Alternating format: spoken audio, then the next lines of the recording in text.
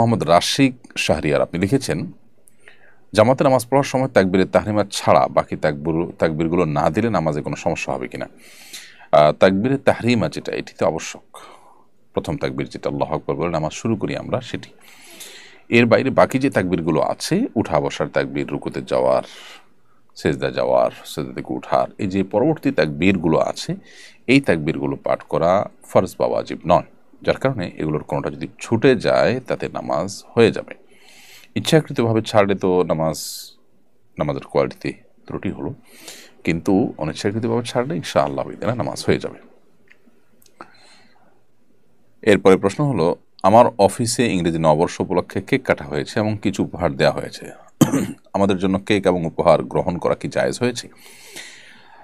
এর উত্তর হলো যে, নববর্ষ উদযাপন এটি বিজাতীয় কালচার। অগ্নিপূজকদের থেকে এই কালচারটি শুরু হলেও এখন সেটিকে ধারণ করছে খ্রিস্টানরা। নানা কুসংস্কারাচ্ছন্ন বিশ্বাস থেকেই মূলত কালচারের শুরু। বছরের প্রথম মুহূর্তকে ভালোভাবে কাটালে সারা বছর ভালো থাকা যাবে, এই শিরপূর্ণ বিশ্বাস, এটি মূলত অগ্নিপূজকদেরকে এই নববর্ষ উদযাপনে তাদেরকে অনুপ্রাণিত করত। তো সেরকম একটি ভুল এবং কুসংস্কারাচ্ছন্ন আকিদার উপর নির্ভর একটি বিশ্বাসকে কেন্দ্র করে আনন্দ অনুষ্ঠান করা, তার জন্য ভুরিভোজ ইত্যাদি করা, এটাও সেই দৃষ্টিকোণ থেকে নাজায়েজ। এবং এটাই কেন্দ্র করে যে কেক কাটা হয়েছে, উপহার দেওয়া হয়েছে, বিশেষ করে নববর্ষ উদযাপনের যে উপহার, সেটি একজন মুসলমান হিসেবে অ্যাভয়েড করাই হলো আমাদের কর্তব্য।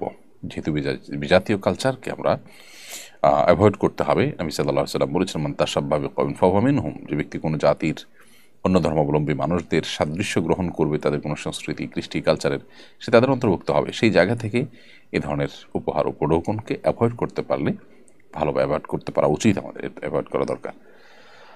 তারপরও যদি নববর্ষ উপলক্ষে, জাস্ট নববর্ষ উপলক্ষে অনেক উপহার উপঢৌকন দেওয়া হয়, সেটা নববর্ষের প্রথম প্রহরের উদযাপন ঠিক নয়, যেটা অগ্নিপূজকরা করে।